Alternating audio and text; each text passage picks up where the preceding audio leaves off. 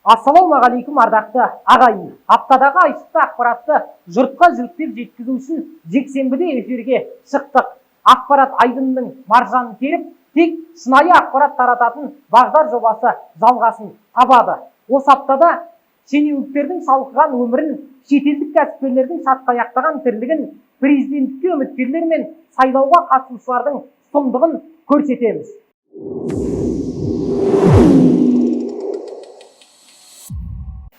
Әлеуметтік желіні ашып қалсаң, интернетті басып қалсаң, сайлау деген сөзден көз сүрінеді. Кімнің жеңетіні белгілі болса да, теледебат ұйымдастырған біздегі билік бұқараның бұлқынуын күтіп жүргендей. Мемлекет басшысы 2019-дағы сайлаудағыдай теледебатқа қатыспады. Оның орнын жоқтатпаған мәжіліс спикері Ерлан Қошанов. Қош, 600 миллион теңге бөлінген теледебат қалай өтті дейсіздер ғой? Айтып берейік. 4 раундтан тұратын теледебат 1,5 сағатқа созылды. Бірінші болып Тоқаевтың атынан қатысып отырған Ерлан Қошанов сөйледі. Сөйлегенде бүйдеді. Оның айтуынша Тоқаев президент болып сайланса, елдің саяси жүйесі түбегейлі қайта қаралатын болады. Объективті сот төрелігі қамтамасыз етіліп, әлеуметтік мәселелер жүйелі түрде шешілетін болады. Сондай-ақ 3 миллионнан астам адамды жұмысқа орналастыратынын және бизнесті дамыту үшін қолайлы жағдай жасайтынын айтты. Қызық. Сонда біз сайлаусыз мұндай ауқымды уәделерді ести алмаймыз ба? Кандидаттардың сөзіне қарап, үгіт насихат жалғаса берсе екен деп сөйлейсің. Қошановтан кейін Қарақат әбден сөз сөйледі. Өзін сенімсіздеу ұстаған кандидат қазақстандықтарды әлеуметтік қамсыздандыру, білім беру, ана мен бала, келешек ұрпақ үшін әлеуметтік жағдайларды қамтамасыз ету туралы айтып, бірқатар уәделер берді. Одан кейінгі сөз кезегі Жигулин Дайрабаевқа тиді. Дайрабаев барлық азаматтардың қазақ тілін үйренуіне жағдай жасау жоспарын жариялады. Цитата: "Біз ауылдағы адамдарды құрметтейтін деңгейге жеттік. Біз қарапайым жұмысшыны құрметтеуді қойдық. Мұның бәрін қайта жандандыратын уақыт келді.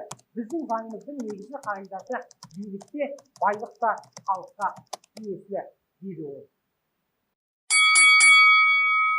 Ал Мейрам Қазкен білім беру жүйесін реформалауды және тегін оқытуды ұсынды.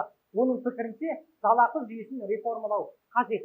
Сондай-ақ әйелдердің зейнет жасы төмендейді деп сендірді. Президентке кандидат Салтанат Тұрсынбекова әлеуметтік мәселелерді шешуге бел байлаған екен. Әлеуметтік мәселелер бірінші кезекте шешілуі тиіс. Ең төменгі күнкөріс деңгейінің мөлшерін қайта қарау, кедейлікпен күрес бағдарламасын әзірлеу және жүзеге асыру керек деді ол. ЖСДП атынан шыққан үміткер Нұрлан Әуесбаев саяси реформалар туралы мәселе көтерді. Әуесбаевтың басты талабы бір палаталы парламенттік президенттік республика құру. Не болса да ел басқаратын кісіге ұят пен ар, әділдік пен жанашырлық қасиеттерін үйіп төгіп берсе екен.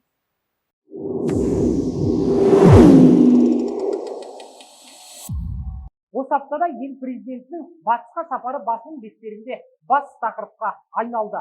Қасым-Жомарт Тоқаев Атырау, Ақтау қалаларына жасаған сапарында ел ішілік және сыртқы экономикалық маңызды мәселелерді атап өтті. Ол Атырау облысын дамытудың мынандай 7 бағытын ұсынды. Мұқият қараңыздар, құрметті атыраулықтар. Басшының берген тапсырмасын жергілікті жердегі жауаптылар жемқорлықсыз жүзеге асырады деп сенемін.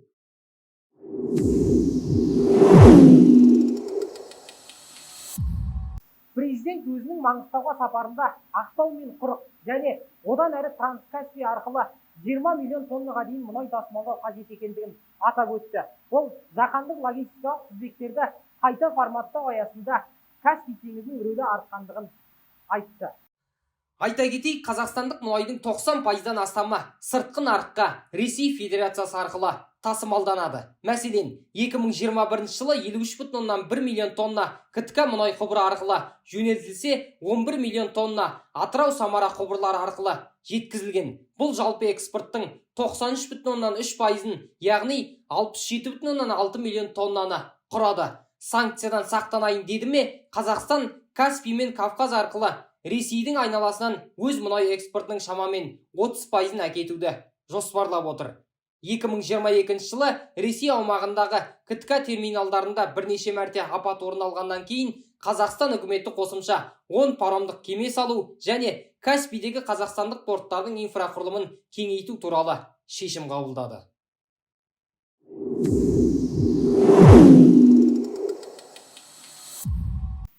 Президент Маңғыстауда сыртқы мәселелерін талдап жүргенде жергілікті жердегі тәртіп сақшылары бір топ аналардың мемлекет басшысымен кездесуіне кедергі келтірген.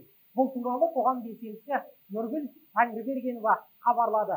Оның айтуынша, мемлекет басшысы Бұқарамен кездеседі деп межеленген Қазақстан халқы ассамблеясы достық үйіне келген. Алайда сол жердегі тәртіп сақшылары шақыртусыз келген меймандарды кіргізбепті. Қоғам белсендісінің айтуынша, бір топ аналар президентке өздерінің қиналып жүргендігін айтпақ болған. Аналарды аңыратқан тәртіп сақшылары тиісті жазасын алуы қажет.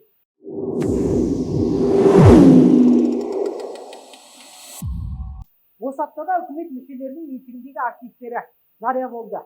Біздің елде министрлер мен шенеуніктердің ашық түрде мүліктері жарияланбаса да, 2022 жылға ашық деректерді пайдалана отырып Протенге каналы зерттеу жүргізген. Зерттеудің нәтижесінде кім мүлік салығын көп төлесе, ең қымбат үйлер сол азаматтарға тиесілі. Ең жоғарғы мүлік салығын төлейтіндердің қатарын премьер-министр Әлихан Смайылов бастап тұр. Ол жылына 553.322 теңге салық төлейді екен. Ал сауда және интеграция министрі Серік Жұманғарин 210.133 теңге, ішкі істер министрі Марат Ахметжанов 189.409 теңге, қорғаныс министрі Руслан Жақсылықов 134.732 теңге, энергетика министрі Ерболат Ақшолақов 86.049 теңге төлейді екен. Ал автокөлік әуесқойларының рейтингінде мына көрсетілген мемлекеттік қызметкерлер көш бастап тұр. Мұқият қараңыздар. Сыртқы істер министрі Мұхтар Тілеуберді 986.003 теңге, премьер-министр Әлихан Смайылов 588.041 теңге, әділет министрі Қанат Мусин 192.516 теңге, сауда және интеграция министрі Серік Жұманғарин 59.212 теңге, премьер-министрдің бірінші орынбасары Роман Скляр 29.704 теңге төлеген. Жалпы зерттеуге сәйкес 21 шенеуніктің 8-інде өз автокөлігі бар, ал 12-сі жылжымайтын мүлікті өз аттарына жаздырыпты. Ал қалған шенеуніктері пәтер жалдап автобуспен жүреді дегеннен гөрі меншігіндегі мүлікті туыстарының атына жазып қойған деген болжам көбірек келетін. Құрметті көрермен, зерттеудің қызығы мынада, мұқият тыңдаңыздар. Мәселен, әділет министрі Қанат Мусин 2021 жылы 40.000 теңге көлік салығын төлесе, бұл салық 2022 жылы 192.000 теңгеге дейін артқан. Ал сыртқы істер министрі Мұхтар Тілеуберді 2021 жылы 122.000 теңге көлемінде көлік салығын төлесе, 2022 жылы бұл көрсеткіш 986.000 теңгеге дейін өсіпті.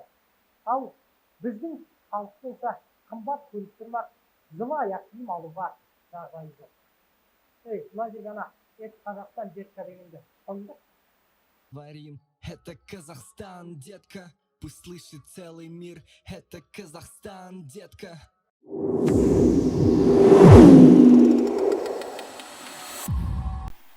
Осы аптада бұрынғы индустрия және инфрақұрылым вице-министрі Тимур Тоқтабаевқа өз қызметін асыра пайдаланды және кен орындарын заңсыз таратты деген айып тағылды. Тексеріс барысында Тоқтабаевтың меншігінен жылжымайтын элиталық үйлері, жер учаскелері және мына тұрған көліктер анықталды. Құрметті ағайын, жоғарыдағы шіренген көз мінген шенеуніктерді бір тексеріп алу керек секілді. Қалай? Комментарийге жазыңыздар.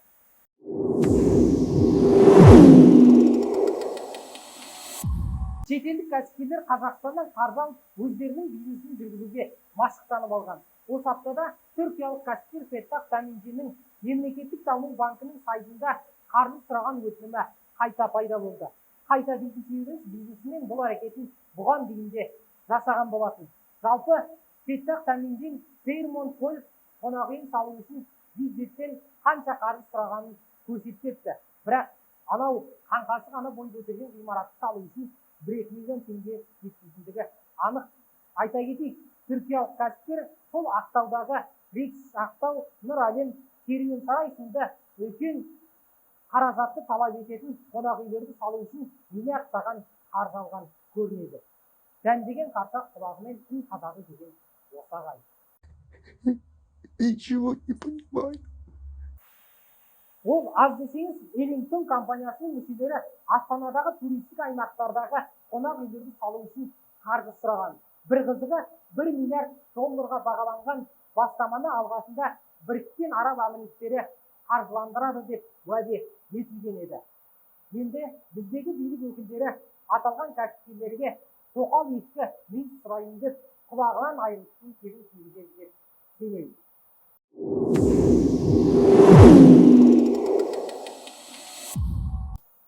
Осы аптада қаржылық мониторинг агенттігі халықты алдап қанаған мына тұрған қаржылық пирамиданың 197 салымшысына 123 миллион теңге көлемінде қаржысын қайтарып берді.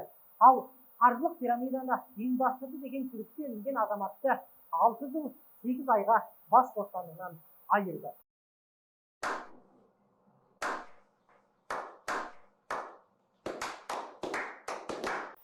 Агенттіктің тындырымды тірлігіне көңіліміз қуанайын деп еді, Казахстан каналының жетісуі көңілімізді су сепкендей басты. Бір қызығы, осы аталған қаржылық пирамидаға алданғандардың саны 10 мың адам болса, олардың келтірген зияны 560 миллион теңгені құраған. Сонда 9877 адаммен 400 миллионнан астам қаржы қайда кеткен? Құрметті агенттік өкілдері 197 адамға қаржыны қайтарып деп қылғанша жұмыстарыңды дұрыстап атқаруға тиіссіңдер. Өйткені бұл халықтың қаржысы.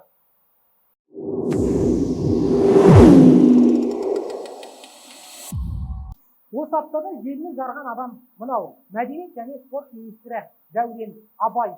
Ол Ресейден Қазақстанға келгендерді турист деп атаған. Анығырақ, Ақ Жол партиясының депутаттық сауал жолдауына берген жауабында министр 1 маусым мен 20 қыркүйек арасында Ресейден Қазақстанға қатынаған 157.550 адамды турист деп атаған. Мұның бәрі соғыс емес, роуд-шоудың арқасында дейді министр. Министрдің сөзінше, Ресейден Қазақстанға келген 157.000 турист 111,1 миллиард теңге табыс әкелген. Кем дегенде әр адам $1500 теңге жұмсайды екен. Құрметті Дәурен Абаев, бері қараңызшы. Ресейден соғыстан қашып келген адамдардың барлығына турист деп айдар тағу кімге керек? Әлде қысылтаяңда қандастарын пәтерінен шығарып, өзгенің құйрығына көксік төсегендерге жақтасқандығыңыз ба? Әлде сол келген адамның барлығы Алматының әсем тауларын аралады дегенде кім сенеді? Осындайда есеңгіреген елге естіп астықтың табылмайтындығы өкінішті.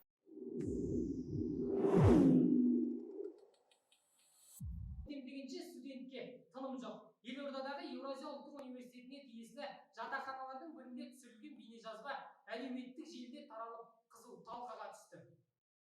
Бейнежазбадан байқағандарыңыздай, университет қызметкері студенттерге жатақханада тұратындықтан сайлауда дауыс беру керек екенін айтып міндеттейді. Бірақ университет басшылығы сайлауға қатысуға міндеттемеу бағытын ұстанатынын айтты. Мұндайда не сенеріңді, не сенбесіңді білмейсің. Сайлау кезіндегі этикет туралы лекция оқыған қызметкерге түсіндірме жұмыстары жүргізілген. Дауыс беру демекші, Назарбаев менің атымды атама деп тапсырма берген деген Мұхтар Шаханов сайлауда өзінің кімге дауыс беретіндігін айтты. Оның сөзінше, Тоқаевқа тең келер адам жоқ. Цитата: Қасым Жомарт Тоқаевтың саясатын толық қолдаймын. Себебі оған теңдес адам жоқ. Өте шыншыл адам. Елдік ұлттық мүддеге терең тамырын жіберген адам. Тоқаев дегенде ішкен асымды жерге қоямын, дейді ол.